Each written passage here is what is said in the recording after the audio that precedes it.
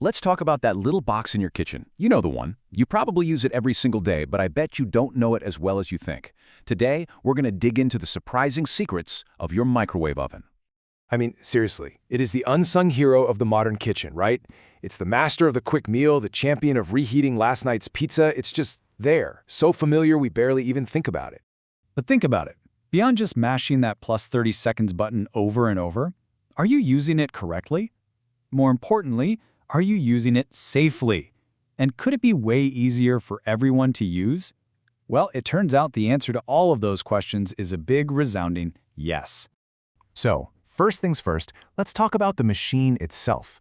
We tend to see it as just a simple box that magically heats stuff up, but it's actually a pretty powerful piece of technology. And with that power comes some pretty important rules. And really, these rules are all about safety. We're not just talking about your food, but about making sure the oven itself stays in good working order. And this isn't just friendly advice. This stuff comes straight from official guidance from the FDA. So how does this whole thing even work? Well, your oven uses, you guessed it, microwaves. They're basically a form of energy that specifically targets the water molecules in your food. It makes those little molecules vibrate like crazy. We're talking millions of times a second. All that shaking creates friction, and that friction creates heat. And just like that, your dinner is cooked. Pretty cool, right?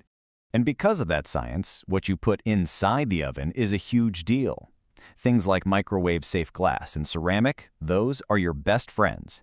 But metal or aluminum foil? Oh, absolutely never. They actually reflect the microwaves, which can cause sparks and even a fire. Also, be really careful with those flimsy single-use plastic containers. They can warp or melt, and you definitely don't want weird chemicals leaching into your lunch. You can actually give your own microwave a quick safety check, like right now. First, look at the door. Does it close nice and tight? Is that seal around the edge all in one piece? Any damage there could be a problem. Second, as we just talked about, always use the right cookware. And third, keep it clean. Old food spills can actually absorb energy and, over time, cause damage to the inside of your oven. Okay, so the machine itself is safe and sound. Now let's talk about what we're putting inside it, the food. Getting that perfect, and I mean perfectly safe reheat is really all about one thing: dodging any kind of foodborne illness.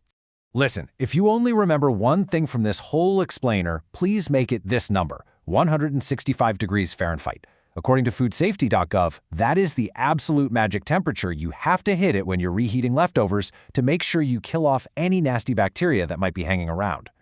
We've all been there, right? You pull out a bowl of soup, the edges are molten lava, but the middle is still a nice cube.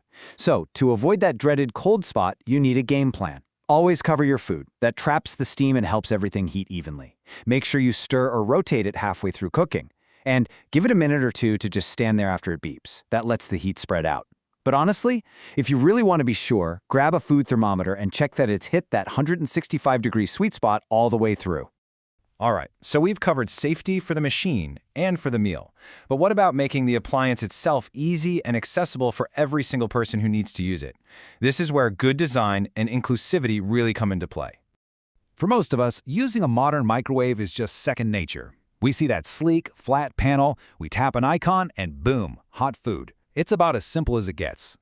But now I want you to imagine you can't see that flat panel. For literally millions of people with low vision or blindness, these modern touchscreens are completely unusable. There are no tactile buttons to feel.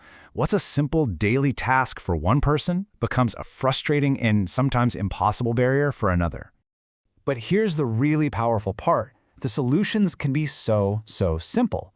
The American Printing House for the Blind points to these incredibly low-cost but high-impact fixes. We're talking about a tiny raised dot on the start button, high-contrast labels for folks with low vision, or braille stickers. These small modifications can make a world of difference, turning that frustrating barrier right back into a useful kitchen tool. So as we start to wrap this up, it's pretty clear there's a lot more going on with your microwave than just that final beep. It's a whole story of science, safety, and, hopefully, thoughtful design. So, let's just quickly recap the big takeaways. For machine safety, check that door and always use the right containers. For meal safety, remember the magic number, 165 degrees Fahrenheit. And for user inclusivity, never forget that tiny design changes can open up a world of technology for everyone. And that kind of leaves us with one last thought. It's a powerful reminder that the best design is really universal design. So the next time you're in your kitchen waiting for that beep, take a look around. What else in there could be made just a little bit better, a little bit easier for absolutely everyone to use?